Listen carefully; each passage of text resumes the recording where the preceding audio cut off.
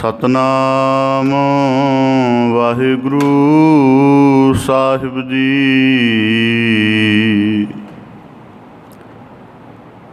तोही मोही मोही तोही अंतर कैसा।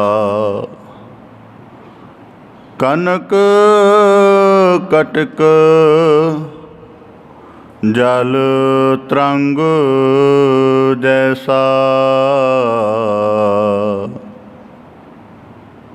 जो पै हम ना पाप करंता आहे अनंता। पतित पावन नाम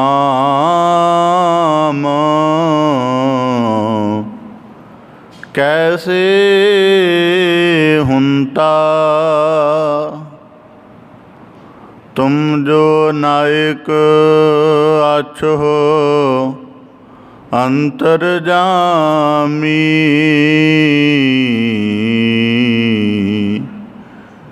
प्रभ ते जन जानी जय जन ते स्वामी। शरीर आर हृदय मोको विचार देहु। रविदास समदल समझावे को। कबीर तू तो करता तू हुआ।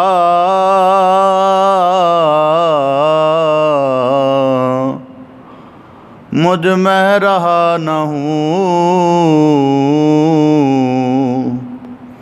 जब आपा पर का मिट गया।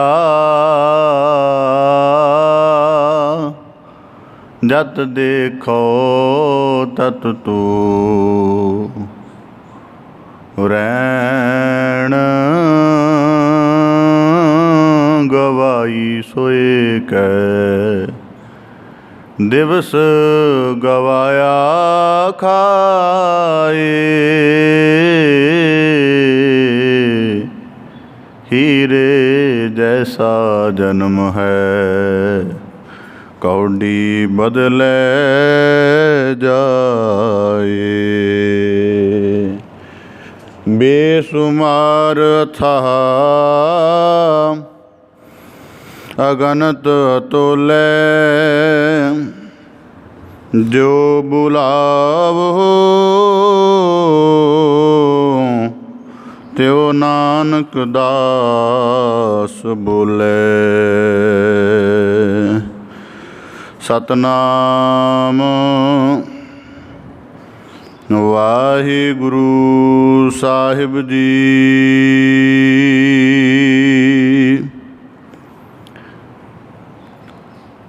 पहरण पोखण करंत जिया।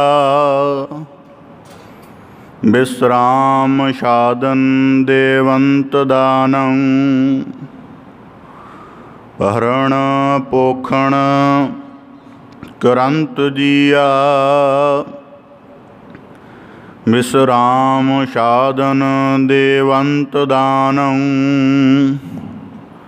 सृजंत रतन जन्म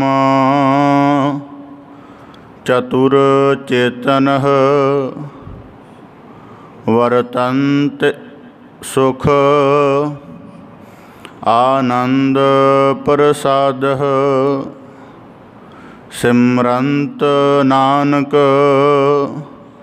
हर हर हरे। अनित्य रचना निर्मोह ते। सिमरंत नानक हर हर हरे। अनित्य रचना निर्मोह ते। ਵਾਹਿਗੁਰੂ ਜੀ ਕਾ ਖਾਲਸਾ ਵਾਹਿਗੁਰੂ ਜੀ ਕੀ ਫਤਿਹ।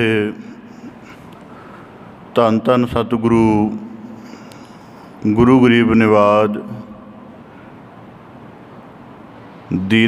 ਦੀਨਾਨਾਥ ਦੀਨ ਪ੍ਰਤਪਾਲਕ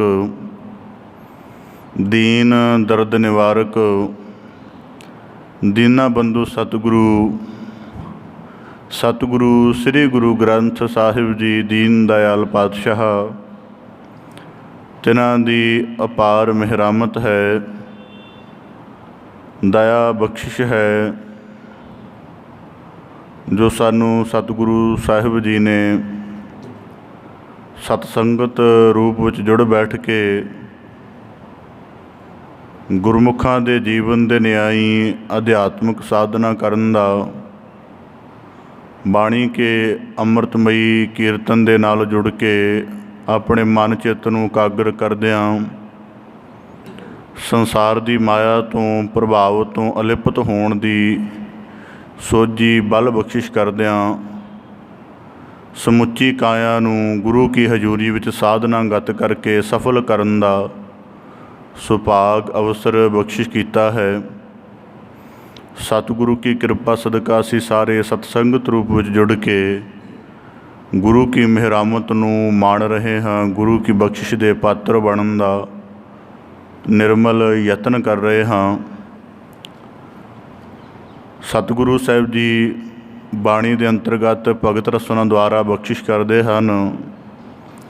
ਕਬੀਰ ਸਾਹਿਬ ਜੀ ਦੇ ਪਾਵਨ ਵਾਕ ਨੇ, ਕਬੀਰ ਤੂੰ ਤੂੰ ਕਰਤਾ ਤੂੰ ਹੁਆ, ਮੁਝ ਮਹਿ ਰਹਾ ਨ ਹੂੰ, ਜਬ ਆਪਾ ਪਰ ਕਾ ਮਿਟ ਗਿਆ, ਜਤ ਦੇਖੋ ਤਤ ਤੂੰ। ਜੇ ਮਨੁੱਖ, ਜੋ ਵੀ ਮਨੁੱਖ ਅਧਿਆਤਮਿਕ ਜਗਤ ਦੇ ਵਿੱਚ ਪ੍ਰਵੇਸ਼ ਪਾਉਂਦਾ ਹੈ, ਗੁਰਬਾਣੀ ਦੇ ਨਿਰਮਲ ਉਪਦੇਸ਼ ਨਾਲ ਜੁੜਦਾ ਹੈ, ਤਤ ਗਿਆਨ ਦਾ ਧਾਰਨੀ ਹੋ ਕੇ ਆਪਣੇ ਅੰਤਰਾਤਮੇ 'ਚ ਝਾਤ ਮਾਰਦਾ ਹੈ, ਤਾਂ ਉਸ ਨੂੰ ਇਸ ਰੂਪ ਦੇ ਵਿੱਚ ਇਹ ਸੋਝੀ ਆਉਂਦੀ ਹੈ ਕਿ ਸਭ ਤੋਂ ਵੱਡਾ ਦੀਰਘ ਰੋਗ ਹਉਂ ਦਾ ਹੈ, ਮੈਂ ਦਾ ਹੈ, ਨਿੱਜ ਦਾ ਹੈ। ਤਾਂ ਫਿਰ ਜਦੋਂ ਉਹ ਇਸ ਰੋਗ ਤੋਂ ਜਾਣੂ ਹੁੰਦਾ ਹੈ ਤਾਂ ਫਿਰ ਨਾਲ ਹੀ ਉਹਦੀ ਬੁੱਧੀ ਦੇ ਵਿੱਚ ਗੁਰੂ ਸਾਹਿਬ ਜੀ ਇਹ ਉਪਦੇਸ਼ ਨੂੰ ਵੀ ਜਾਗਰਤ ਕਰ ਦਿੰਦੇ ਹਨ, ਦਾਰੂ ਪੀ ਇਸ ਮਾਹੇ। ਪਹਿਲਾਂ ਕੋਈ ਵੀ ਕਾਰਜ ਕਰਦਾ ਕਹਿੰਦਾ ਮੈਂ ਕੀਤਾ, ਫਿਰ ਦਾਰੂ, ਇਹੀ ਰੋਗ ਦਾਰੂ ਬਣੇਗਾ, ਇਹੀ ਸਮੱਸਿਆ ਤੇਰਾ ਹੱਲ ਬਣੇਗੀ, ਇਹੀ ਸੰਕਟ ਤੇਰੀ ਦੁਬਿਧਾ ਦਾ ਨਿਵਾਰਨ ਬਣੇਗੀ। ਕਿਵੇਂ? ਪਹਿਲਾਂ ਹਰੇਕ ਕਾਰਜ ਨੂੰ ਆਪਣੇ ਆਪ ਨਾਲ ਸੰਬੰਧਿਤ ਕਰਦਾ, ਨਿੱਜ ਤੱਕ ਸੀਮਿਤ ਕਰਦਾ, ਚਾਹੇ ਚੰਗਾ ਕੀਤਾ ਮੰਦਾ ਕੀਤਾ, ਜਿਵੇਂ ਦਾ ਵੀ ਕੋਈ ਕਾਰਜ ਸੰਸਾਰ 'ਚ ਕੀਤਾ, ਸਫਲਤਾ ਮਿਲੀ ਮੇਰੇ ਕਰਕੇ ਮਿਲੀ, ਮੈਂ ਕੀਤਾ। ਫਿਰ ਗੁਰੂ ਸਾਹਿਬ ਜੀ ਨੇ ਸੁਝਾਅ ਵੀ ਦਿੱਤਾ, ਦਾਰੂ ਪੀ ਸਮਾਹੇ। ਫਿਰ ਉਸ ਨੂੰ ਤੂੰ ਦੇ ਸਾਹਮਣੇ ਅਰਪਣ ਕਰਨਾ ਸ਼ੁਰੂ ਕਰ ਦਿੱਤਾ। ਅਤੇ ਜਦੋਂ ਇਸ ਪ੍ਰਕਾਰ ਮਨੁੱਖ ਕਰਦਾ ਗਿਆ, ਆਖਰ ਭਗਤ ਕਬੀਰ ਸਾਹਿਬ ਜੀ ਕਹਿੰਦੇ ਤੂੰ ਤੂੰ ਕਰਤਾ, ਮਤਲਬ ਪਹਿਲੀ ਵਾਰੀ ਖੁਦ ਆਪ ਯਤਨ ਕਰਨਾ ਪੈਂਦਾ ਹੈ। ਤਾਂ ਫਿਰ ਕੀ ਹੁੰਦਾ ਹੈ, ਮੁਝ ਮਹਿ ਰਹਾ ਨਾ ਹੂੰ, ਫਿਰ ਇੰਨੀ ਜ਼ਿਆਦਾ ਵਿਸਰ ਗਈ।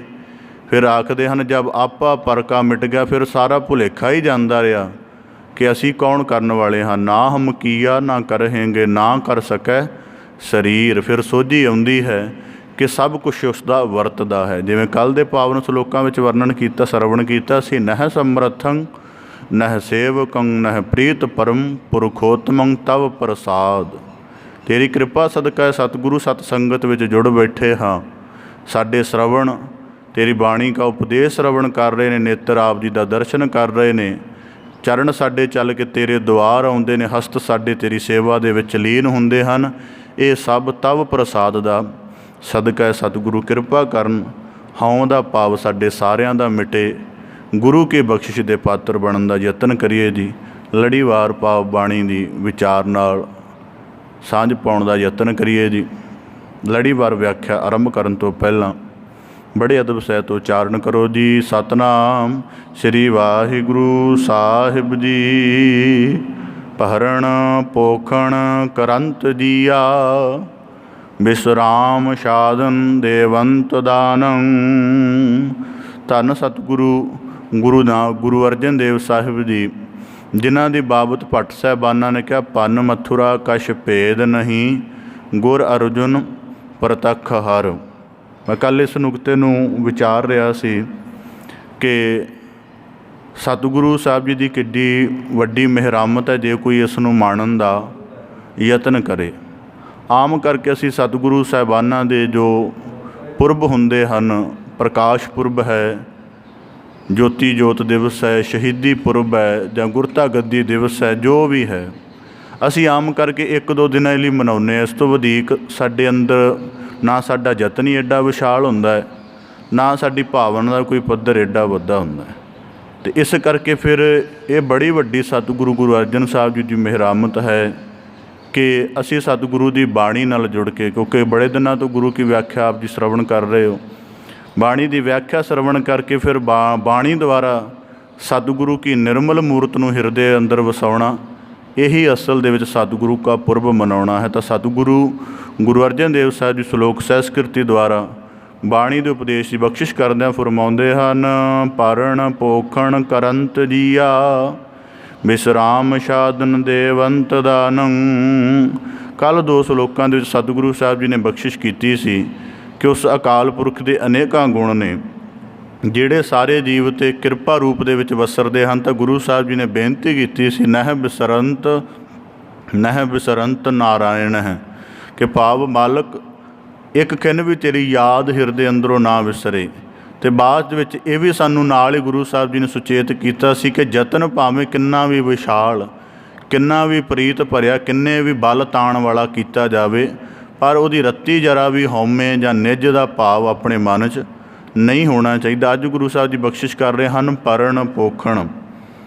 ਹੁਣ ਸੰਸਾਰ ਦੇ ਵਿੱਚ ਜਦੋਂ ਸਾਡਾ ਪਰਿਵਾਰਕ ਤੌਰ 'ਤੇ, ਸਮਾਜਿਕ ਤੌਰ 'ਤੇ ਸੰਬੰਧ ਬਣਦਾ ਹੈ, ਸਾਨੂੰ ਪਹਿਲੇ ਨਜ਼ਰੀਏ ਤੋਂ ਇਹੀ ਗੱਲ ਸਮਝ ਆਉਂਦੀ ਹੈ ਕਿ ਸਾਡੇ ਜੀਵਨ ਦੀ ਪ੍ਰਤਿਪਾਲਨਾ ਕਰਨ ਵਾਲਾ ਸਮਾਜ ਹੈ, ਪਰਿਵਾਰ ਹੈ, ਮਾਤਾ ਪਿਤਾ ਆਦਿਕ ਹਨ।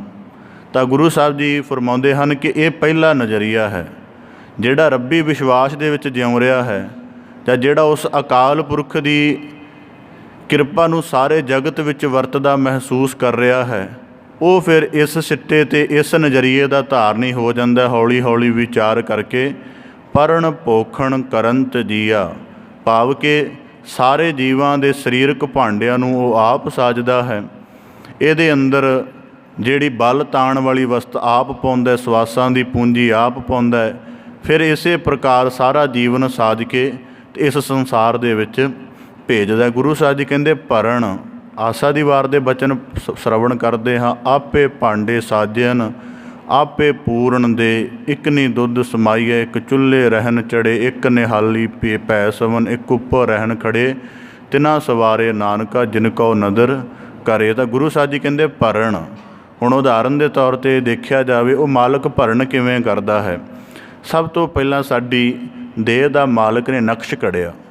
ਜਦ ਇਸਤਰੀ ਮਰਦ ਦਾ ਆਨੰਦ ਕਾਰਜ ਹੁੰਦਾ ਹੈ, ਕੁਝ ਸਮੇਂ ਬਾਅਦ ਔਲਾਦ ਉਤਪੱਤੀ ਦੀ ਮਨ 'ਚ ਖਿਆਲ ਫੁਰਦਾ ਹੈ, ਤਾਂ ਦੋਵਾਂ ਦੇ ਨਕਸ਼ ਦੇ ਵਿੱਚ ਆਪਣੀ ਸੰਤਾਨ ਬਾਰੇ ਇੱਕ ਅਦ੍ਰਿਸ਼ ਨਕਸ਼ ਬਣਦਾ ਹੈ।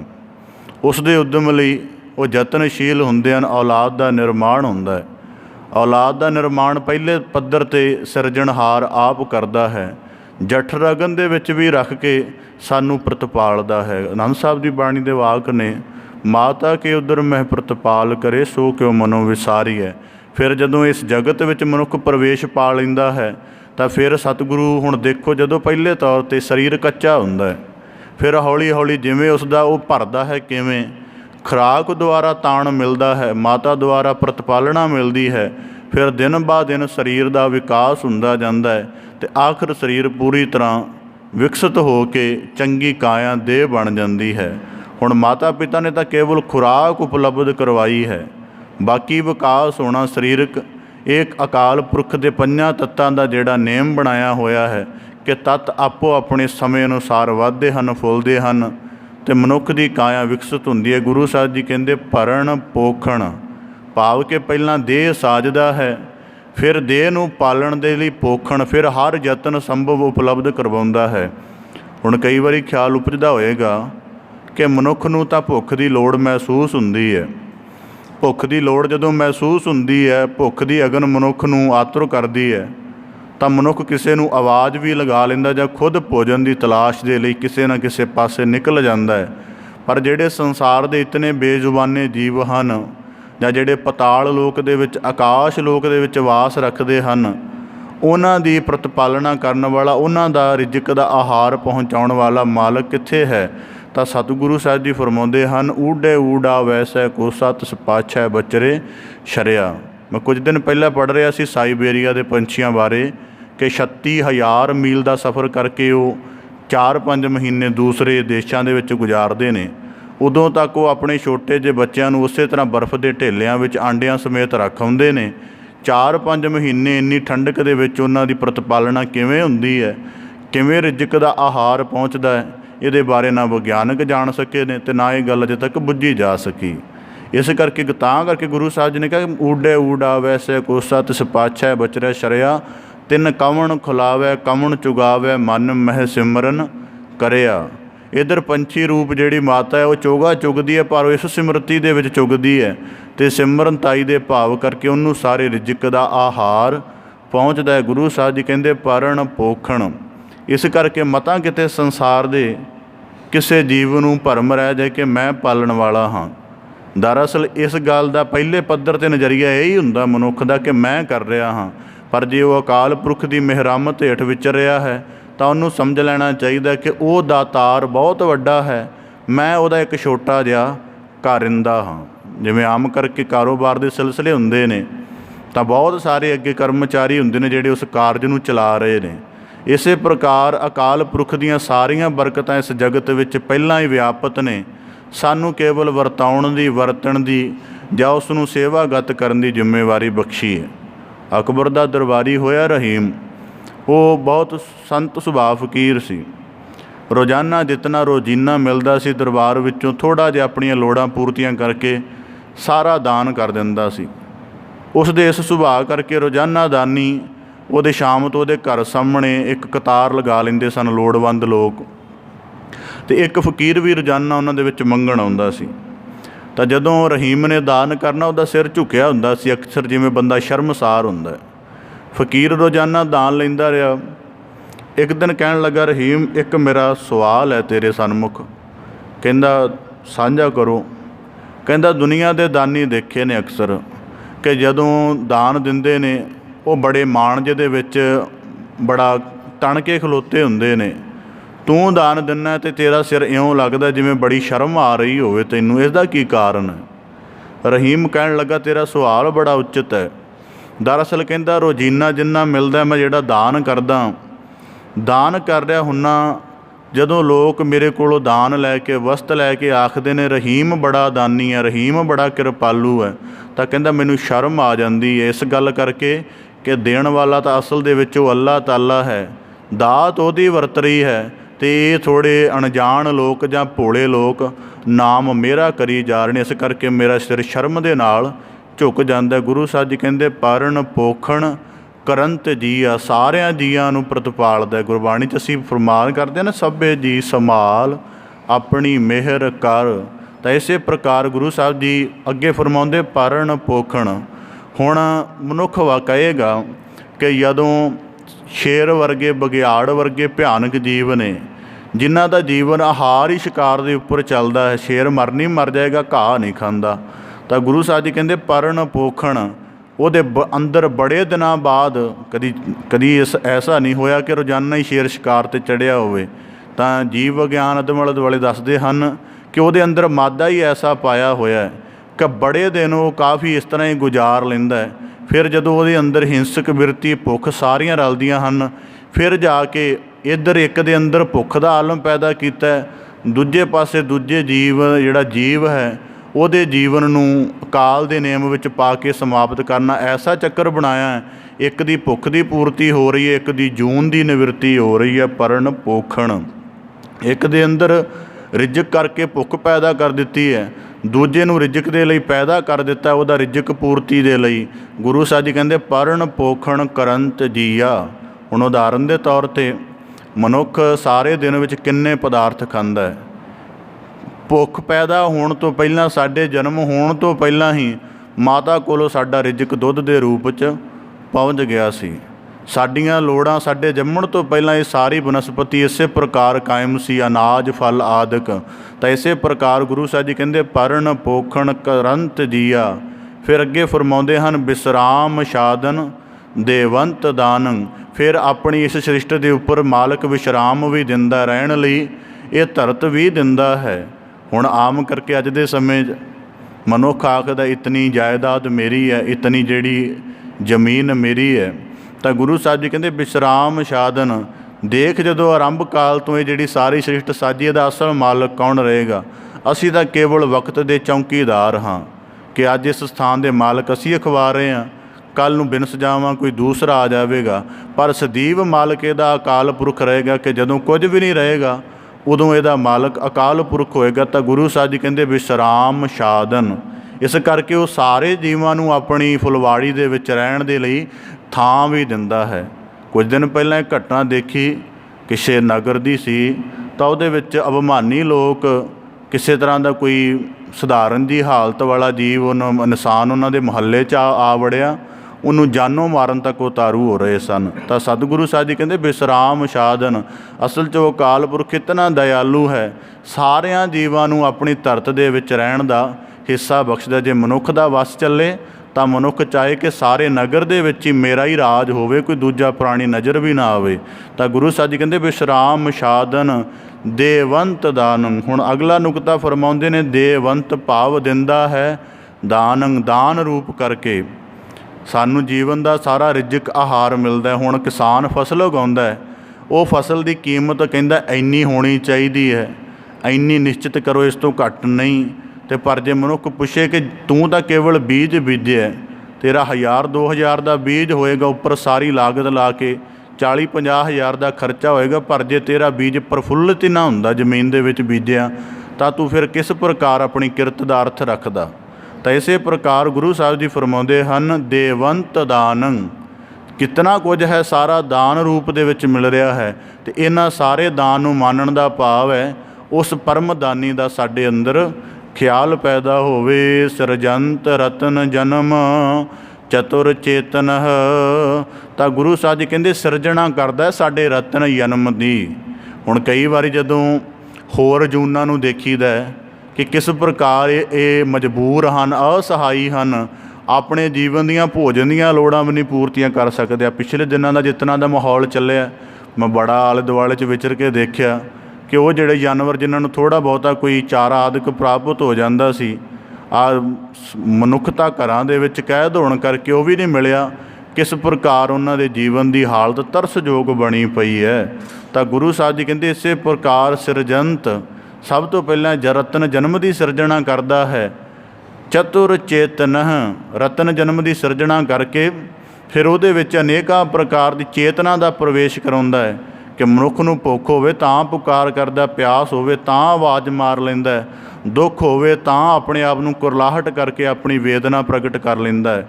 ਤਾਂ ਗੁਰੂ ਸਾਹਿਬ ਜੀ ਕਹਿੰਦੇ ਸਿਰਜੰਤ ਰਤਨ ਜਨਮ ਚਤੁਰ ਚੇਤਨ। ਤਾਂ ਇਸੇ ਪ੍ਰਕਾਰ ਹੁਣ ਪਹਿਲਾਂ ਪਸ਼ੂ ਦੇ ਪੱਧਰ 'ਤੇ, ਫਿਰ ਮਨੁੱਖ ਦੇਖੇ, ਕਈ ਵਾਰੀ ਦੇਖਣ ਚਾਹੁੰਦਾ ਹੈ। ਕਈ ਜੀਵਾਂ ਦਾ, ਇਨਸਾਨਾਂ ਦਾ ਸਰੀਰ ਪੂਰਾ ਨਹੀਂ ਹੁੰਦਾ, ਕਿਸੇ ਅੰਗ ਦੀ ਘਾਟ ਆਦਿਕ ਹੁੰਦੀ ਹੈ। ਤਾਂ ਦੇਖਣ ਦੇ ਵਿੱਚ ਆਉਂਦਾ ਜ਼ਿੰਦਗੀ ਭਰ ਉਹ ਇੱਕ ਅੰਗ ਦੀ ਘਾਟ, ਸਾਰੀ ਜ਼ਿੰਦਗੀ ਉਹਨਾਂ ਦੇ ਜੀਵਨ ਦੇ ਲਈ ਸਿਰ ਦਰਦ ਬਣੀ ਰਹਿੰਦੀ ਹੈ, ਬੜੀ ਮੁਸ਼ਕਿਲ ਬਣੀ ਰਹਿੰਦੀ ਹੈ। ਤਾਂ ਗੁਰੂ ਸਾਹਿਬ ਜੀ ਕਹਿੰਦੇ ਇਸ ਰੂਪ ਤੋਂ ਵੀ ਧੰਨਵਾਦ ਹੈ ਕਿ ਉਹ ਸਾਬਤ ਕਾਇਆ ਦਿੰਦਾ ਹੈ। ਤਾਂ ਗੁਰੂ ਸਾਹਿਬ ਜੀ ਕਹਿੰਦੇ ਚਤੁਰ ਚੇਤਨੇ, ਫਿਰ ਇਸ ਪ੍ਰਕਾਰ ਦੀ ਚੇਤਨਾ ਦਿੰਦਾ ਹੈ। ਹੁਣ ਉਦਾਹਰਨ ਦੇ ਤੌਰ 'ਤੇ ਕਈ ਵਾਰੀ ਆਪ ਜੀ ਨੇ ਮੰਦਬੁੱਧੀ ਇਨਸਾਨ ਦੇਖੇ ਹੋਣਗੇ। ਹੁੰਦਾ ਕੀ ਇਹ ਸਾਡੇ ਵਰਗੇ ਹੁੰਦੇ ਨੇ, ਸਰੀਰ, ਅੱਖ, ਨੱਕ, ਕੰਨ ਸਭ ਕੁਝ ਇੱਕੋ ਜਿਹਾ ਹੁੰਦਾ ਹੈ, ਪਰ ਪਤਾ ਨਹੀਂ ਹੈ। ਅਸੀਂ ਆਪਣੀਆਂ ਜੀਵਨ ਦੀਆਂ ਸਾਰੀਆਂ ਕਿਰਿਆਵਾਂ ਬੜੀ ਸੁਚੇਤਤਾ ਦੇ ਨਾਲ ਕਰਦੇ ਹਾਂ। ਇੱਕ ਬੁੱਧੀ ਦਾ ਤੱਤ ਜਾਗਰਤ ਨਹੀਂ ਹੋਇਆ, ਉਹਨਾਂ ਨੂੰ ਪਤਾ ਨਹੀਂ ਲੱਗਦਾ ਕਦੋਂ ਮਲ ਪ੍ਰਕਿਰਿਆ ਵਿੱਚੇ ਕਰ ਦਿੱਤੀ ਹੈ, ਕਿਹੜੀ ਗੰਦਗੀ ਕਿੱਥੇ ਬੈਠੇ ਕੋਈ ਪਤਾ ਨਹੀਂ ਲੱਗਦਾ।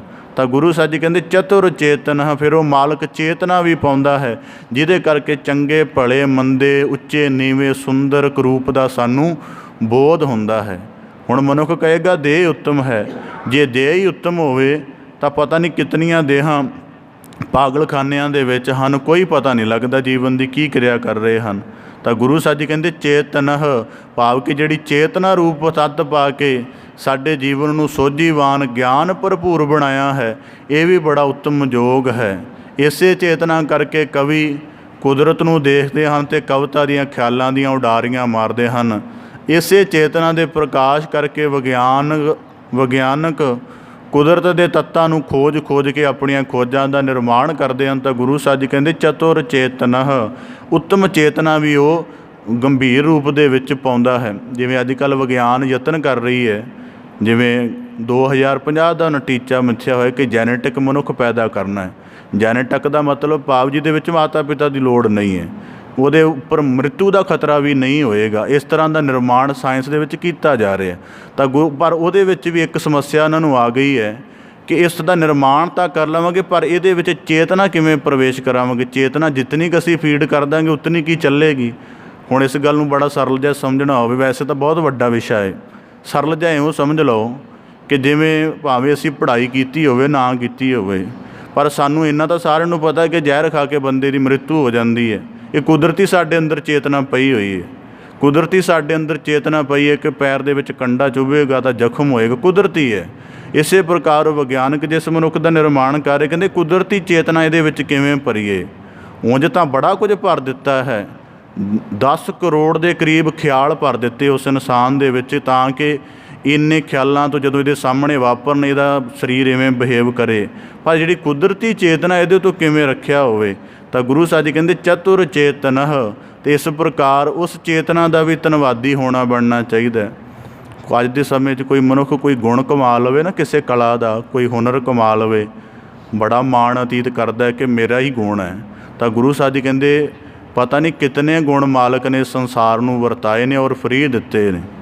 ਤਾਂ ਇਸੇ ਪ੍ਰਕਾਰ ਗੁਰੂ ਸਾਹਿਬ ਜੀ ਕਹਿੰਦੇ ਚਤੁਰ ਚੇਤਨ ਵਰਤੰਤ ਸੁਖ ਆਨੰਦ ਪ੍ਰਸਾਦਹ, ਭਾਵ ਕਿ ਜੇ ਜੀਵਾਂ ਕੋਲ ਰਿਜ਼ਕ ਨਾ ਹੋਵੇ, ਬੁੱਧੀ ਨਾ ਹੋਵੇ, ਸਵਸਥ ਤੰਦਰੁਸਤ ਕਾਇਆ ਨਾ ਹੋਵੇ ਤਾਂ ਜੀਵਨ ਕਿਹੋ ਜਿਹਾ ਲੱਗੇ। ਤਾਂ ਗੁਰੂ ਸਾਹਿਬ ਜੀ ਕਹਿੰਦੇ ਸਾਰਾ ਕੁਝ ਮਾਲਕ ਵਰਤਾਉਂਦਾ ਹੈ ਤਾਂ ਕਿ ਉਹਦੀ ਸਾਰੀ ਸਾਜੀ ਹੋਈ ਖਲਕਤ ਆਨੰਦ ਪੂਰਵਕ ਰਹਿ ਸਕੇ। ਸਿਮਰੰਤ ਨਾਨਕ ਹਰ ਹਰ ਹਰੇ। ਤਾਂ ਇਸ ਕਰਕੇ ਗੁਰੂ ਅਰਜਨ ਸਾਹਿਬ ਜੀ ਫਰਮਾਉਂਦੇ ਸਿਮਰੰਤ, ਸਦਾ ਹੀ ਉਹਦੀ ਸਿਮਰਤੀ ਦੇ ਵਿੱਚ ਰਹੋ ਜਿਹੜਾ ਜੀਵਨ ਨੂੰ ਇਤਨੇ ਦਾਨ ਦੇ ਰਿਹਾ ਹੈ। ਕੁਦਰਤੀ ਸੂਰਜ ਦਾ ਪ੍ਰਕਾਸ਼ ਹੈ, ਕੋਈ ਕੀਮਤ ਨਹੀਂ ਅਦਾ ਕਰਦੇ। ਜਦ ਰਾਤ ਦੇ ਸਮੇਂ ਆਪਣੇ ਸਹੂਲਤ ਦੇ ਲਈ ਚਾਨਣ ਪੈਦਾ ਕਰਨਾ ਪੈਂਦਾ, ਕਿਤਨਾ ਖਰਚ ਹੈ। ਪਾਣੀ ਦੀ ਦਾਤ ਕੇਵਲ ਅਮੋਲਕ ਫਰੀ ਦੇ ਵਿੱਚ ਮਿਲ ਰਹੀ ਹੈ। ਜਦ ਕਦੇ ਬੰਦ ਪਾਣੀ ਲੈਣਾ ਪੈਂਦਾ ਸਫ਼ਰ ਆਦਿਕ ਦੇ ਵਿੱਚ, ਕਈ ਵਾਰੀ ਬੰਦੇ ਛਟਪਟ ਆ ਜਾਂਦੇ ਨੇ। ਕਈਆਂ ਦਾ ਤਾਂ ਅਭਿਆਸ ਹੁੰਦਾ ਕਿ ਚਲੋ ਇੰਨੇ ਕੁ ਦਾ ਹੈ। ਜਿਵੇਂ ਵੱਡੇ ਨਗਰਾਂ ਵਿੱਚ ਚਲੇ ਜਾਈਏ 50-60 ਤੋਂ ਉੱਪਰ ਕੀਮਤ ਚਲੀ ਜਾਂਦੀ ਇੱਕ ਪਾਣੀ ਦੀ ਬੋਤਲ ਦੀ, ਤਾਂ ਮਨੁੱਖ ਕਹਿੰਦਾ ਇੰਨਾ ਮਹਿੰਗਾ। ਗੱਲ ਕੀ ਹੈ ਕਿ ਜਿਤਨਾ ਕੁਝ ਫਰੀ ਦੇ ਵਿੱਚ ਮਿਲਦਾ ਸ਼ੁਕਰਾਨਾ ਨਹੀਂ। ਸ਼ੁਕਰਾਨਾ ਵੀ ਤਾਂ ਪੈਦਾ ਹੋਵੇਗਾ ਜੇ ਅਹਿਸਾਸ ਪੈਦਾ ਹੋਵੇਗਾ ਕਿ ਇਹ ਬੜੀ ਵੱਡੀ ਬਰਕਤ ਹੈ। ਕੇਵਲ ਦੁਰਲੱਭ ਜਨਮ ਨਹੀਂ ਦਿੱਤਾ ਸਤਿਗੁਰ ਅਕਾਲ ਪੁਰਖ ਨੇ ਸਾਨੂੰ, ਉਹਨੇ ਸਾਡੇ ਜੀਵਨ ਨੂੰ ਆਨੰਦ ਪੂਰਵਕ ਬਣਾਉਣ ਲਈ ਉਹ ਸਾਰੇ ਵਸੀਲੇ ਵੀ ਉਪਲਬਧ ਕਰਵਾਏ ਹਨ। ਤਾਂ ਗੁਰੂ ਸਾਹਿਬ ਜੀ ਕਹਿੰਦੇ ਸਿਮਰੰਤ ਨਾਨਕ ਹਰ ਹਰ ਹਰੇ। ਇਸ ਪ੍ਰਕਾਰ ਅਕਾਲ ਪੁਰਖ ਦੀ ਦਾਨੀ ਹਸਤੀ ਨੂੰ, ਪਰਮ ਦਾਨੀ ਦੀ ਹਸਤੀ ਨੂੰ ਆਪਣੀ ਬੁੱਧੀ ਦਾ, ਆਪਣੇ ਜੀਵਨ ਦਾ ਚਿੰਤਨ ਬਣਾਵੋ। ਅਨਿਤਯ ਰਚਨਾ ਨਿਰਮੋਹ ਤੇ ਉਹਦੀ ਜਿਹੜੀ ਇਹ ਨਾਸ਼ਵਾਨ ਰਹਿਣ ਵਾਲੀ ਰਚਨਾ ਹੈ, ਭਾਵ ਕਿ ਹੈ ਇਹ ਰਸ ਭਰਪੂਰ, ਪਰ ਕਿਸੇ ਕਿਸੇ ਸਮੇਂ ਜਾ ਕੇ ਵਿਨਸਦੀ ਹੈ। ਇਸ ਕਰਕੇ ਨਿਤ ਨਾ ਰਹਿਣ ਵਾਲੀ ਰਚਨਾ ਤੋਂ ਜਿਹੜੇ ਇਨਸਾਨ ਹਨ, ਗੁਰਮੁਖ ਹਨ, ਉਹ ਨਿਰਮੋਹ ਰਹਿੰਦੇ ਹਨ। ਉਹ ਇਹਦਾ ਸ਼ੁਕਰਾਨਾ ਪਾਲ ਕੇ ਕੇਵਲ ਇਹਦੀ ਜੀਵਨ ਉਪਯੁਕਤ ਵਰਤੋਂ ਕਰਦੇ ਹਨ, ਵਾਧੂ ਵਸੀਲਿਆਂ 'ਤੇ ਆਪਣਾ ਅਧਿਕਾਰ ਨਹੀਂ ਜਟਾਉਂਦੇ ਹਨ। ਨਿਰਮੋਹ 'ਤੇ ਜਿਵੇਂ ਕਹਿੰਦੇ ਨਾ, ਕਈ ਵਾਰੀ ਕਿਸੇ ਬੰਦੇ ਨੂੰ ਪਰਿਵਾਰ ਦੇ ਜੀਆਂ ਦੇ ਨਾਲ ਬੈਠਣਾ ਉੱਠਣਾ, ਗੱਲਬਾਤ ਵਿਚਰਨਾ ਨਾ ਆਵੇ ਤਾਂ ਉਹਨੂੰ ਇੱਕ ਸ਼ਬਦ ਕਿਹਾ ਜਾਂਦਾ ਇਹ ਨਿਰਮੋਹ ਹੈ, ਭਾਵ ਕਿ ਇਹਨੂੰ ਮੋਹ ਆਕਰਸ਼ਣ ਨਹੀਂ ਪਾਉਂਦਾ। ਇਸੇ ਪ੍ਰਕਾਰ ਗੁਰੂ ਸਾਹਿਬ ਜੀ ਕਹਿੰਦੇ ਜਿਹੜੇ ਉਸ ਅਕਾਲ ਪੁਰਖ ਦੀ ਸਿਮਰਤੀ ਦੇ ਵਿੱਚ ਹਨ, ਉਹਨਾਂ ਨੂੰ ਸੰਸਾਰ ਦੀ ਕੋਈ ਵੀ ਚੀਜ਼ ਸੰਚਣ ਦਾ ਮੋਹ ਆਕਰਸ਼ਣ ਨਹੀਂ ਹੁੰਦਾ ਹੈ। ਦਾਨੰ ਪਰਾ ਪੂਰਬੇਣ ਪੁੰਚੰਤੇ ਮਹੀਪਤੇ। ਤਾਂ ਇਸੇ ਪ੍ਰਕਾਰ ਅਗਲੇ ਸ਼ਲੋਕ ਦੇ ਵਿੱਚ ਗੁਰੂ ਸਾਹਿਬ ਜੀ ਇੱਕ ਗੰਭੀਰ ਨੁਕਤਾ ਸਾਨੂੰ ਬਖਸ਼ਿਸ਼ ਕਰ ਰਹੇ ਹਨ। ਸਤਿਗੁਰੂ ਸਾਹਿਬ ਜੀ ਇਸ ਬਾਣੀ ਦੇ ਸੰਬੰਧ 'ਚ ਇਹ ਵੀ ਜ਼ਿਕਰ ਮਿਲਦਾ ਹੈ ਕਿ ਹਰੀਦੱਤ ਕ੍ਰਿਸ਼ਨ ਦੱਤ ਆਦਿਕ 2 ਪੰਡਤਾਂ ਦੇ ਸਾਰੇ ਸਵਾਲ ਸਨ, ਤਾਂ ਗੁਰੂ ਸਾਹਿਬ ਜੀ ਨੇ ਉਹਨਾਂ ਨੂੰ ਸਾਰੇ ਜਵਾਬ ਦਿੱਤੇ ਸਨ। ਹੁਣ ਉਹ ਪੰਡਤ ਸਵਾਲ ਕਰਦੇ ਨੇ, ਗੁਰੂ ਸਾਹਿਬ ਜੀ ਰਾਜੇ ਲੋਕ ਵੀ ਬੜਾ ਸੁੱਖ ਭੋਗਦੇ ਨੇ, ਪਰ ਅਚਾਨਕ ਇਹਨਾਂ ਦੇ ਜੀਵਨ 'ਚ ਦੁੱਖ ਕਿਵੇਂ ਆ ਜਾਂਦਾ ਹੈ। ਤਾਂ ਗੁਰੂ ਸਾਹਿਬ ਜੀ ਕਹਿੰਦੇ ਦਾਨੰ ਪਰਾ ਪੂਰਬੇਣ, ਪੂਰਬਲੇ ਜਨਮਾਂ ਦੇ ਵਿੱਚ ਦਾਨ ਦੀ ਅਵਸਥਾ ਧਾਰਨ ਕਰਕੇ, ਸ਼ੁਭ ਕਰਮ ਕਰਕੇ, ਮਾਨਵਤਾ ਦਾ ਕਲਿਆਣ ਸੇਵਾ ਕਰਨ ਕਰਕੇ ਪੂਰਬੇਣ ਪੁੰਚੰਤੇ ਮਹੀਪਤੇ, ਪੂਰਬਲੇ ਜਨਮ ਦੀ ਜਿਹੜੀ ਸਾਰੀ ਦਾਨੀਆਂ ਵਾਲੀ ਅਵਸਥਾ ਹੈ ਉਹ ਕਈ ਗੁਣਾ ਹੋ ਕੇ ਫਿਰ ਰਾਜੇ ਰੂਪ ਦੇ ਵਿੱਚ ਜਨਮ ਮਿਲਦਾ ਹੈ। ਫਿਰ ਸੰਸਾਰ 'ਤੇ ਅਧਿਕਾਰ ਕਰਨ ਦਾ, ਸ਼ਾਸਨ ਕਰਨ ਦਾ, ਹਕੂਮਤ ਕਰਨ ਦਾ ਇਹਨਾਂ ਨੂੰ ਅਵਸਰ ਮਿਲਦਾ ਹੈ। ਕਾਹਦੇ ਕਰਕੇ? ਦਾਨੰ ਪਰਾ ਪੂਰਬੇਣ, ਜੋ ਪੂਰਬਲੀ ਅਵਸਥਾ ਦੇ ਵਿੱਚ ਦਾਨ ਕ੍ਰਿਤ ਆਦਿ ਕਰਮ ਕੀਤੇ ਹਨ। ਪਰ ਗੁਰੂ ਸਾਹਿਬ ਜੀ ਕਹਿੰਦੇ ਵਿਪਰੀਤ ਬੁੱਧਿਅੰ ਮਾਰਤ ਲੋਕਹਿ, ਜਦੋਂ ਹੀ ਰਾਜ ਪ੍ਰਭਤਾ ਦਾ ਅਵਸਰ ਪ੍ਰਾਪਤ ਹੋ ਜਾਂਦਾ ਹੈ ਫਿਰ ਬੁੱਧੀ ਵਿਪਰੀਤ ਹੋ ਜਾਂਦੀ ਹੈ। ਪਹਿਲਾਂ ਜਦ ਆਮ ਸੀ ਤਾਂ ਮਨੁੱਖ ਦਾ ਦਰਦ ਨਜ਼ਰ ਆਉਂਦਾ ਸੀ, ਖੁਦ ਵੀ ਹਿਰਦਾ ਪਸੀਜ ਜਾਂਦਾ ਸੀ। ਹੁਣ ਜਦੋਂ ਰਾਜ ਆਦਿਕ ਗਰਭ ਦਾ ਹੰਕਾਰੀ ਹੋ ਗਿਆ, ਕਿਸੇ ਦਾ ਦਰਦ ਨਜ਼ਰ ਨਹੀਂ ਆਉਂਦਾ। ਔਰ ਵਿਪਰੀਤ ਬੁੱਧਿਅੰ, ਫਿਰ ਸਮਝਦਾ ਕਿ ਸ਼ਾਇਦ ਜੇ ਮੇਰੇ ਪਾਸ ਰਾਜ ਦੀ ਪ੍ਰਭਤਾ ਆਈ ਹੈ ਅਤੇ ਇਹ ਸਦੀਵੀ ਰਹੇਗੀ। ਫਿਰ ਇਸ ਬੁੱਧੀ ਕਰਕੇ ਗੁਰੂ ਸਾਹਿਬ ਜੀ ਕਹਿੰਦੇ ਮਾਰਤ ਲੋਕਹਿ, ਫਿਰ ਸਾਰੀ ਪ੍ਰਜਾ ਦੇ ਉੱਪਰ ਅਤਿਆਚਾਰ ਕਰਦਾ ਹੈ। ਨਾਨਕ ਚਿਰੰਕਾਲ ਦੁੱਖ ਭੋਗਤੇ, ਫਿਰ ਇਸ ਕਰਕੇ ਸਦੀਵੀ ਰੂਪ ਦੇ ਵਿੱਚ ਉਹਨਾਂ ਨੂੰ ਇਸੇ ਪ੍ਰਕਾਰ ਜੰਮਣ ਮਰਨ ਦੇ ਭਟਕਣ ਦੇ ਵਿੱਚ ਪੈਣਾ ਪੈਂਦਾ। ਆਮ ਕਹਾਵਤ ਹੈ ਤਪੋਂ ਰਾਜ ਰਾਜੋਂ ਨਰਕ। ਤਾਂ ਗੁਰੂ ਸਾਹਿਬ ਜੀ ਇਸੇ ਪ੍ਰਕਾਰ ਫਰਮਾਉਂਦੇ ਹਨ ਕਿ ਦਾਨੰ ਪਰਾ ਪੂਰਬੇਣ ਪੁਚੰਤੇ ਮਹੀਪਤੇ ਵਿਪਰੀਤ ਬੁੱਧਿ। ਕਾਰ ਇੱਕ ਹੋਰ ਵੀ ਵਾਕ ਹੈ, ਕੋ ਜਨਮਿਓ ਐਸੋ ਜਗ ਮਾਏ ਪ੍ਰਭੁਤਾ ਪਾਏ ਜਾਸ ਮਦ ਨਾਏ। ਕੋਈ ਹੈ ਐਸਾ ਰਾਜਾ ਜਿਸਨੂੰ ਇਤਨੀ ਹਕੂਮਤ ਮਿਲੀ ਹੋਵੇ ਅਤੇ ਉਹਦਾ ਜੀਵਨ ਕਿਸੇ ਲਈ ਦੁੱਖ ਨਾ ਬਣਿਆ ਹੋਵੇ। ਤਾਂ ਇਸੇ ਪ੍ਰਕਾਰ ਕੇਵਲ ਹੁਣ ਇਤਨੇ ਰਾਜੇ ਹੋਏ ਨੇ। ਕੇਵਲ ਮਹਾਰਾਜਾ ਰਣਜੀਤ ਸਿੰਘ ਦੀ ਮਿਸਾਲ ਦਿੱਤੀ ਜਾਂਦੀ ਹੈ। ਇੱਕ ਸਮੇਂ ਕਹਿੰਦੇ ਕਿਤੋਂ ਲੰਘ ਰਹੇ ਸਨ ਤਾਂ ਇੱਕ ਕੋਈ ਮਾਈ ਭੱਜੀ ਆਈ ਅਤੇ ਆਪਣਾ ਕਾਲਾ ਤਵਾ ਉਹਨਾਂ ਦੇ ਕੀਮਤੀ ਵਸਤਰਾਂ ਨਾਲ ਛੁਹਾ ਦਿੱਤਾ। ਤਾਂ ਨੇੜਲੇ ਸਿਪਾਹੀਆਂ ਨੇ ਬੜਾ ਝਿੜਕਿਆ, ਬੜਾ ਵਰਜਿਆ, ਉਸ ਨੂੰ ਮੰਦਾ ਭਲਾ ਕਿਹਾ। ਮਹਾਰਾਜਾ ਰਣਜੀਤ ਸਿੰਘ ਕਹਿਣ ਲੱਗੇ ਨਹੀਂ ਇਸ ਤਰ੍ਹਾਂ ਨਾ ਕਰੋ, ਇਹਨੂੰ ਨਿਕਟ ਬੁਲਾਓ। ਤਾਂ ਉਹਨਾਂ ਨੇ ਬੁਲਾ ਕੇ ਕਹਿਣ ਲੱਗੇ ਕਿ ਮਾਈ ਵੀ ਤੈਨੂੰ ਪਤਾ ਹੋਣਾ ਚਾਹੀਦਾ ਹੈ, ਸ਼ੇਰੇ ਪੰਜਾਬ ਮਹਾਰਾਜਾ ਰਣਜੀਤ ਸਿੰਘ ਹੈ, ਇਹਦੇ ਇੰਨੇ ਕੀਮਤੀ ਵਸਤਰ ਨੇ ਅਤੇ ਤੂੰ ਐਡੀ ਗਲਤ ਹਰਕਤ ਕੀਤੀ, ਆਪਣਾ ਕਾਲਾ ਤਵਾ ਇਹਦੇ ਨਾਲ ਛੁਹਾ ਕੇ ਸਾਰੇ ਵਸਤਰ ਮੈਲੇ ਕਰ ਦਿੱਤੇ ਨੇ। ਉਹ ਵਿਚਾਰੀ ਭੋਲੇ ਭਾਵ ਵਾਲੀ ਸੀ, ਕਹਿਣ ਲੱਗੀ ਮੈਂ ਤਾਂ ਇਤਨਾ ਹੀ ਸੁਣਿਆ ਸੀ ਕਿ ਸਾਡਾ ਪਾਤਸ਼ਾਹ ਪਾਰਸ ਹੈ ਅਤੇ ਇਹਦੇ ਨਾਲ ਜਿਹੜੀ ਚੀਜ਼ ਸਹਾਓਗੇ ਉਹ ਸੋਨੇ ਦੀ ਬਣ ਜਾਏਗੀ। ਤਾਂ ਕਹਿੰਦੇ ਇਸ ਕਰਕੇ ਫਿਰ ਮਹਾਰਾਜਾ ਰਣਜੀਤ ਸਿੰਘ ਕਹਿਣ ਲੱਗਾ ਕਿ ਚਲੋ ਵਸਤਰ ਤਾਂ ਕਾਲੇ ਮੈਲੇ ਹੋਏ ਇਹਦੀ ਮਨੋਭਾਵ ਦੇਖੋ ਇਹਦੇ ਕਿੱਡੇ ਚੰਗੇ ਨੇ। ਇਹ ਆਪਣੇ ਰਾਜੇ ਨੂੰ ਪਾਰਸ ਮੰਨਦੇ ਨੇ, ਇਸ ਕਰਕੇ ਕਹਿੰਦੇ ਜਿੰਨੇ ਭਾਰ ਦਾ ਇਹਦਾ ਤਵਾ ਹੈ ਉਹਨਾਂ ਤੋਲ ਕੇ ਸੋਨਾ ਦੇ ਦਿਓ। ਇਸੇ ਪ੍ਰਕਾਰ ਤਾਂ ਕਿ ਕੋਈ ਵਿਰਲੇ ਹੁੰਦੇ ਹਨ ਜਿਹੜੇ ਰਾਜ ਦੇ ਉੱਪਰ ਬੈਠ ਕੇ ਕਹਿੰਦੇ ਕਿਸੇ ਸਮੇਂ ਕੋਈ ਰਾਜਾ ਰਾਜ ਕਰਦਾ ਸੀ ਅਤੇ ਰੋਜ਼ ਉਹਦੇ ਦਰਬਾਰੀਆਂ ਨੇ ਉਹਨੂੰ ਭਰਮ ਪਾਈ ਰੱਖਣਾ, ਤੇਰੇ ਰਾਜ 'ਚ ਪ੍ਰਜਾ ਬੜੀ ਸੁਖੀ ਵੱਸਦੀ ਹੈ, ਬੜੇ ਲੋਕ ਤੇਰਾ ਗੁਣਗਾਨ ਕਰਦੇ ਨੇ।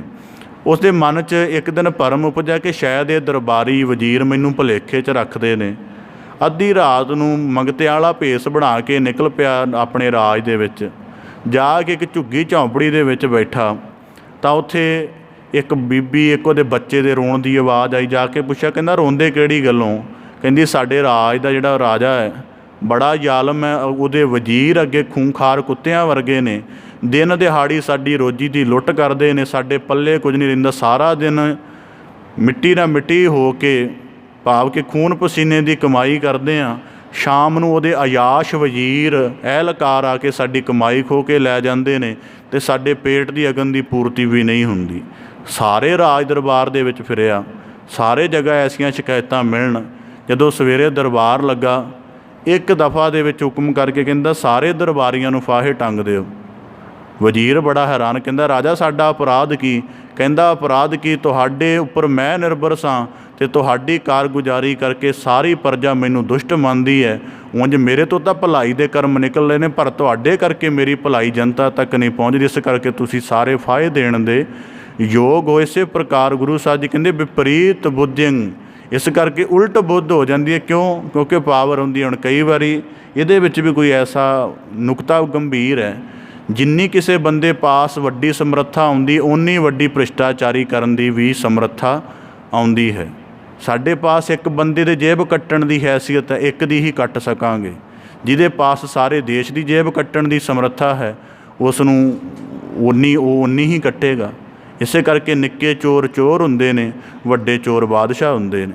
ਇਸ ਕਰਕੇ ਭਾਰਤ ਦੇ ਕਾਨੂੰਨ ਦੇ ਸੰਬੰਧ ਵਿੱਚ ਵਿੰਸਟਨ ਚਰਚਲ ਨੇ ਕਿਹਾ ਸੀ ਕਿ ਭਾਰਤ ਦਾ ਕਾਨੂੰਨ ਮੱਕੜੀ ਦਾ ਜਾਲਾ ਹੈ, ਨਿੱਕੇ ਮੋਟੇ ਕਾਢੇ ਫਸ ਜਾਂਦੇ ਨੇ, ਜਿਹੜੇ ਵੱਡੇ ਨੇ ਉਹ ਤੋੜ ਕੇ ਲੰਘ ਜਾਂਦੇ ਨੇ। ਗੁਰੂ ਸਾਹਿਬ ਜੀ ਕਹਿੰਦੇ ਵਿਪਰੀਤ ਬੁੱਧਿੰ ਮਾਰਤ ਲੋਕ, ਵਿਪਰੀਤ ਬੁੱਧ ਕਰਕੇ ਕਹਿੰਦੇ ਇੱਕ ਵਾਰੀ ਸ਼੍ਰੀ ਰਾਮ ਜੀ ਦੀ ਦਰਬਾਰ ਲੱਗਾ ਹੋਇਆ ਸੀ, ਵਸ਼ਿਸ਼ਟ ਗੁਰੂ ਉਹਨਾਂ ਜੀ ਦੇ ਪਾਸ ਬੈਠੇ ਹੋਏ ਸਨ, ਤਾਂ ਇੱਕ ਕੀੜਾ ਬਾਰ-ਬਾਰ ਤਾਂ ਚੜ੍ਹ ਲਿਆ ਸੀ, ਬਾਰ-ਬਾਰ ਡਿੱਗੇ ਤੇ ਰਾਮ ਜੀ ਹੱਸ ਪਏ।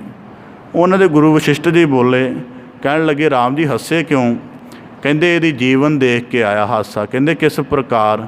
ਕਹਿੰਦੇ 14 ਵਾਰੀ ਇੰਦਰ ਰਾਜਾ ਬਣ ਗਿਆ, ਪਰ ਆਪਣੀ ਵਿਪਰੀਤ ਬੁੱਧੀ ਕਰਕੇ ਆਖਰ ਫਿਰ ਕੀੜੇ ਦੀ ਜੂਨੇ ਪਿਆ ਅਤੇ 2 ਲੱਤਾਂ ਟੁੱਟੀਆਂ ਨੇ। ਪਹਿਲਾਂ ਇਹਨਾਂ ਲੱਤਾਂ ਦੇ ਨਾਲ ਜਿਨ੍ਹਾਂ ਉੱਪਰ ਤਸ਼ੱਦਦ ਢਾਉਂਦਾ ਸੀ, ਅੱਜ ਉਹੀ ਲੱਤਾਂ ਇਹਦੇ ਕੰਮ ਨਹੀਂ ਆ ਰਹੀਆਂ। ਤਾਂ ਫਿਰ ਉਹ ਕਹਿਣ ਲੱਗੇ ਅਸੀਂ ਕਿਵੇਂ ਇਸ ਗੱਲ ਨੂੰ ਜਾਣੀਏ ਕਿ 14 ਵਾਰੀ ਇੰਦਰ ਬਣ ਚੁੱਕਾ ਹੈ, ਸਾਨੂੰ ਗਿਆਨ ਕਰਾਓ। ਉਹਨਾਂ ਕਿਹਾ ਅੰਤਰ ਧਿਆਨ ਹੋ ਕੇ ਆਪਣੇ ਬਿਰਤੀਆਂ ਅੰਦਰ ਦੇਖੋ। ਉਹਦੇ 14 ਜਨਮ ਹੀ ਦਿਖਾ ਦਿੱਤੇ ਸ਼੍ਰੀ ਰਾਮ ਜੀ ਨੇ। ਫਿਰ ਸਾਰੇ ਬੜੇ ਹੈਰਾਨ ਹੋਏ। ਤਾਂ ਗੁਰੂ ਸਾਹਿਬ ਜੀ ਕਹਿੰਦੇ ਵਿਪਰੀਤ ਬੁੱਧਿੰ, ਇਸੇ ਪ੍ਰਕਾਰ ਬੁੱਧੀ ਵਿਪਰੀਤ ਹੋ ਜਾਂਦੀ ਹੈ। ਤਾਂ ਇਸੇ ਪ੍ਰਕਾਰ ਗੁਰੂ ਸਾਹਿਬ ਜੀ ਕਹਿੰਦੇ ਚਿਰੰ ਕਾਲ ਦੁੱਖ ਭੋਗਤੇ, ਫਿਰ ਸਦੀਵ ਕਾਲ ਵਾਸਤੇ ਫਿਰ ਦੁੱਖ ਭੋਗਣੇ ਪੈਂਦੇ ਹਨ। ਬ੍ਰਿਥਾ ਅਨੁਗ੍ਰਹ ਗੋਬਿੰਦਹ ਜਸ ਸਿਮਰਨ ਦੰਤਰਹ। ਤਾਂ ਹੁਣ ਅਗਲੇ ਸਲੋਕ ਵਿੱਚ ਗੁਰੂ ਸਾਹਿਬ ਜੀ ਬਖਸ਼ਿਸ਼ ਕਰਦੇ ਹਨ, ਬ੍ਰਿਥਾ ਅਨੁਗ੍ਰਹ ਗੋਬਿੰਦਹ, ਜਿਹੜੇ ਉਸ ਪਰਮੇਸ਼ਰ ਦੇ ਸਿਮਰਨ ਦੇ ਜਿਨ੍ਹਾਂ ਦੀ ਯਾਦ ਹਿਰਦੇ ਵਿੱਚ ਵਸੀ ਹੁੰਦੀ ਹੈ, ਉਹ ਉਸ ਮਾਲਕ ਦੀ ਕਿਰਪਾ, ਦੁੱਖ ਵੀ ਕੋਈ ਬਣਦਾ ਹੈ ਅਤੇ ਉਸ ਨੂੰ ਉਹਦੀ ਕਿਰਪਾ ਜਾਣਦੇ ਹਨ। ਜਿਹੜੇ ਉਸ ਦੀ ਅਕਾਲ ਪੁਰਖ ਯਾਦ ਦੇ ਵਿੱਚ ਲੀਨ ਹਨ, ਜਦੋਂ ਕਦੇ ਜੀਵਨ ਦੇ ਵਿੱਚ ਕੋਈ ਵਿਪਤਾ ਬਣੇ, ਭਗਤਾਂ ਦੀ ਮਨੋਵਸਥਾ ਗੁਰਬਾਣੀ ਚਾਹੁੰਦੀ ਨਾ, ਦੁੱਖ ਦਾਰੂ ਸੁਖ ਰੋਗ ਪਿਆ ਜਾ ਸੁਖ ਤਾਮ ਨਾ ਹੋਈ। ਤਾਂ ਇਸੇ ਪ੍ਰਕਾਰ ਕਹਿੰਦੇ ਕਿਸੇ ਮਹਾਤਮਾ ਦੇ ਪੈਰ ਦੇ ਵਿੱਚ ਬੜਾ ਭਾਰੀ ਜ਼ਖਮ ਹੋ ਗਿਆ। ਉਹਦੇ ਚੇਲੇ ਨੇ ਕਹਿਣਾ ਜੀ ਤੁਸੀਂ ਇੰਨੀ ਬੰਦਗੀ ਕਰਦੇ ਹੋ, ਤੁਹਾਡੇ ਪੈਰ ਦੇ ਵਿੱਚ ਜ਼ਖਮ ਹੋ ਗਿਆ, ਇਹ ਚੰਗੀ ਗੱਲ ਨਹੀਂ ਹੈ। ਉਹ ਜਿਹੜਾ ਮਹਾਤਮਾ ਬੜੇ ਦਿਨ ਪਰੇਸ਼ਾਨ ਰਿਹਾ ਕਿ ਗੱਲ ਕੀ ਹੋ ਗਈ ਹੈ।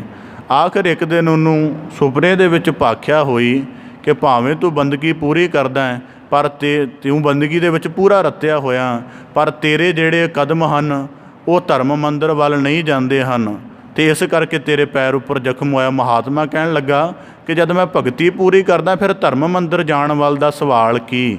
ਤਾਂ ਫਿਰ ਅੱਗੋਂ ਸੁਪਨੇ ਦੇ ਵਿੱਚ ਭਾਖਿਆ ਹੋਈ ਕਿ ਠੀਕ ਹੈ ਕਿ ਤੂੰ ਬੰਦਗੀ ਦੇ ਵਿੱਚ ਪੂਰਾ ਰੱਤਿਆ ਹੋਇਆ, ਪਰ ਜਿਹੜੇ ਰਾਹਾਂ ਥਾਈਂ ਗੁਜ਼ਰ ਕੇ ਤੂੰ ਧਰਮ ਮੰਦਰ ਜਾਏਗਾ, ਤੈਨੂੰ ਦੇਖ ਕੇ ਕਈਆਂ ਦੇ ਜੀਵਨ 'ਚ ਪ੍ਰੇਰਣਾ ਪੈਦਾ ਹੋਣੀ, ਇਸ ਕਰਕੇ ਤੂੰ ਉਹ ਭਲੇ ਦਾ ਕਰਮ ਨਹੀਂ ਕਰ ਰਿਹਾ।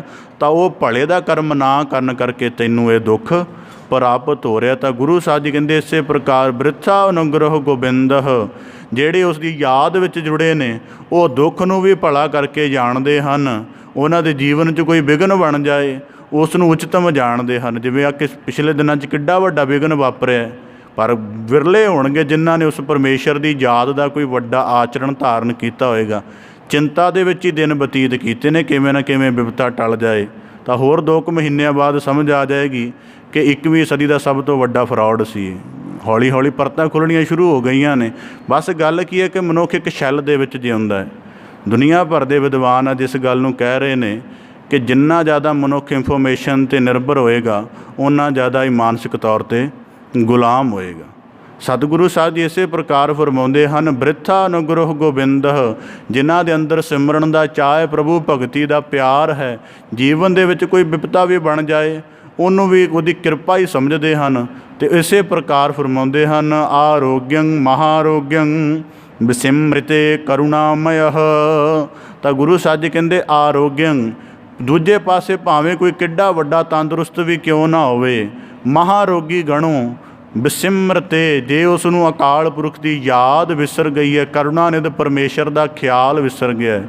ਗੁਰਬਾਣੀ ਦਾ ਪਾਵਨ ਵਾਕ, ਅਤ ਸੁੰਦਰ ਕੁਲੀਨ ਚਤਰ ਮੁਖ ਗਿਆਨੀ ਧਨਵੰਤ, ਮ੍ਰਿਤਕ ਕਹੀਏ ਨਾਨਕਾ ਜੇ ਪ੍ਰੀਤ ਨਹੀਂ ਭਗਵੰਤ। ਭਾਵੇਂ ਕਿੰਨਾ ਤੰਦਰੁਸਤ ਹੋਵੇ, ਕਿੰਨਾ ਸੋਹਣਾ ਸਰੂਪ ਹੋਵੇ, ਕਾਇਆ ਕਿਉਂ ਨਾ ਹੋਵੇ, ਤੰਦਰੁਸਤੀ ਦੇ ਨਾਲ ਸਰੀਰ ਭਰਿਆ ਹੋਵੇ, ਤਾਂ ਗੁਰੂ ਸਾਹਿਬ ਜੀ ਫਰਮਾਉਂਦੇ ਨੇ ਜੈ ਤਨ ਬਾਣੀ ਵਿਸਰ ਜਾਏ, ਜੋ ਪੱਕਾ ਰੋਗੀ ਵਿਲ ਲਾਏ। ਗੁਰੂ ਸਾਹਿਬ ਜੀ ਕਹਿੰਦੇ ਮਹਾਰੋਗੀ ਗਣੋ, ਮਹਾਰੋਗੀ ਉਸ ਇਨਸਾਨ ਨੂੰ ਜਾਣੋ ਜਿਹਦੇ ਅੰਦਰ ਅਕਾਲ ਪੁਰਖ ਦੀ ਯਾਦ ਵਿਸਰ ਗਈ ਹੈ, ਜਿਹੜਾ ਉਸ ਦੇ ਕਰਤੱਵਯ ਸਰੂਪ ਨੂੰ ਭੁੱਲ ਕੇ ਅਤੇ ਸੰਸਾਰ ਦੇ ਵਿੱਚ ਲਿਪਤ ਹੈ। ਵਿਸਿਮ੍ਰਤੇ, ਇਸੇ ਕਰਕੇ ਗੁਰਬਾਣੀ 'ਚ ਵਾਕ ਹੈ, ਪਰਮੇਸ਼ਰ ਤੇ ਭੁੱਲਿਆ ਵਿਆਪਨ ਸਭੇ ਰੋਗ।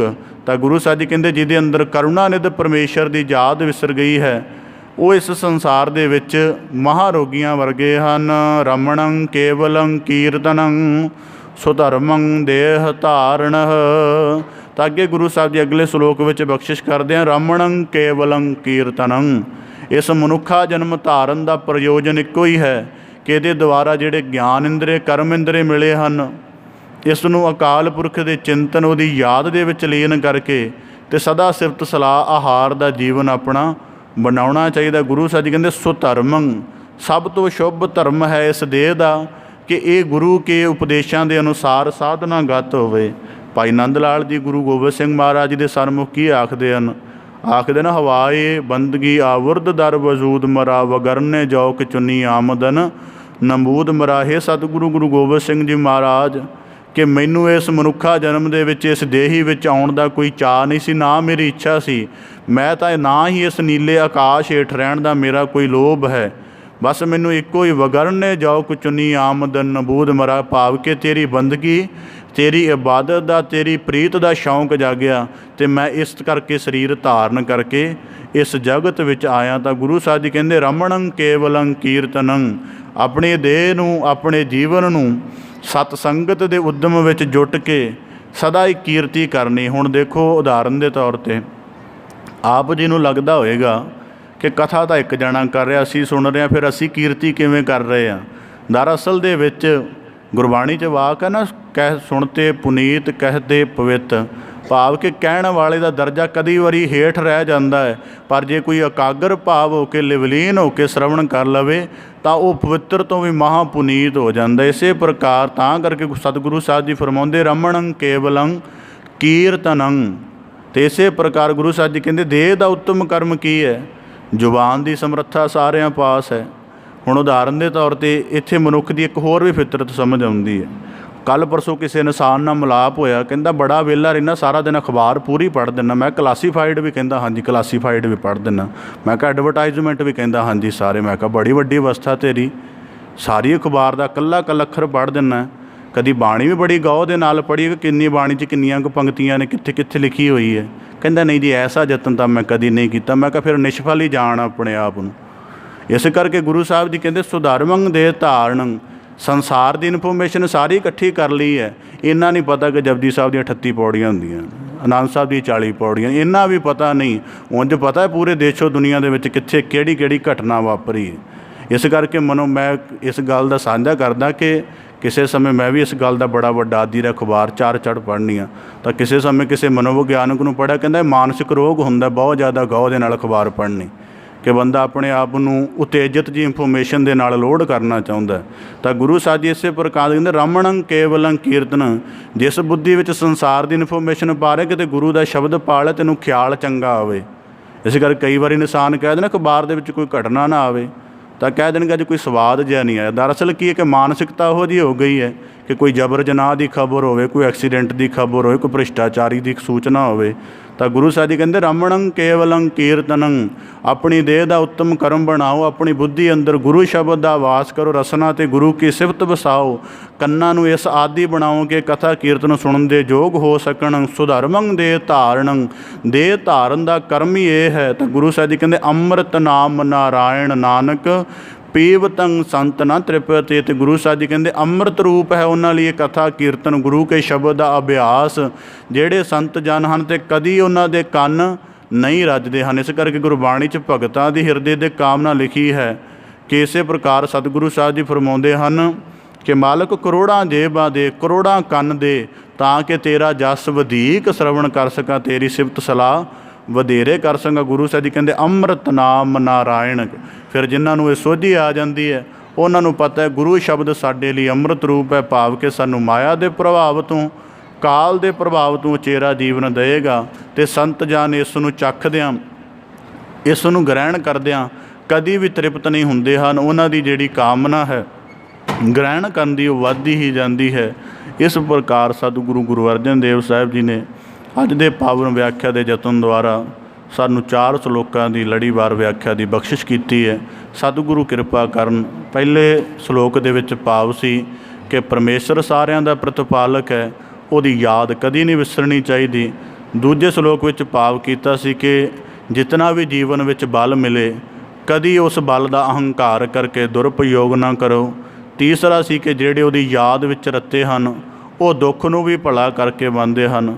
ਚੌਥੇ ਸ਼ਲੋਕ ਵਿੱਚ ਸਾਨੂੰ ਸਤਿਗੁਰੂ ਸਾਹਿਬ ਜੀ ਨੇ ਬਖਸ਼ਿਸ਼ ਕੀਤੀ ਕਿ ਮਨੁੱਖ ਦਾ ਕਰਮ ਇਹੀ ਹੈ ਕਿ ਉਹ ਇਸ ਜਨਮ ਦੇ ਵਿੱਚ ਆ ਕੇ ਪ੍ਰਭੂ ਦੀ ਕੀਰਤੀ ਦੇ ਨਾਲ ਸਾਂਝ ਪਾ ਕੇ ਆਪਣੇ ਆਪ ਨੂੰ ਸਫਲਿਆਂ ਕਰੇ। ਸਤਿਗੁਰੂ ਗੁਰੂ ਅਰਜਨ ਦੇਵ ਸਾਹਿਬ ਜੀ ਕਿਰਪਾ ਕਰਨ, ਪਾਵਨ ਸ਼ਲੋਕਾਂ ਦਾ ਉਪਦੇਸ਼ ਭਾਵ ਸਾਡੇ ਸਾਰਿਆਂ ਦੇ ਹਿਰਦੇ ਅੰਦਰ ਵਸ ਜਾਏ। ਸਾਰਿਆਂ ਦਾ ਇੱਥੇ ਆਇਆ ਸਫਲਾ ਹੋਵੇ ਜੀ। ਪਾਵਨ ਲੜੀਵਾਰ ਵਿਆਖਿਆ ਦੀ ਆਪ ਜੀ ਦੇ ਨਾਲ ਸਾਂਝ ਪਾਉਂਦਿਆਂ ਹੋਈਆਂ ਬੇਅੰਤ ਭੁੱਲਾਂ ਦੀ ਖਿਮਾ ਜਾਚਨਾ ਜੀ। ਬੜੇ ਅਦਬ ਸਹਿਤ ਗੱਜ ਕੇ ਫਤਿਹ ਅਰਜ ਕਰੋ ਜੀ। ਵਾਹਿਗੁਰੂ ਜੀ ਕਾ ਖਾਲਸਾ, ਵਾਹਿਗੁਰੂ ਜੀ ਕੀ ਫਤਿਹ।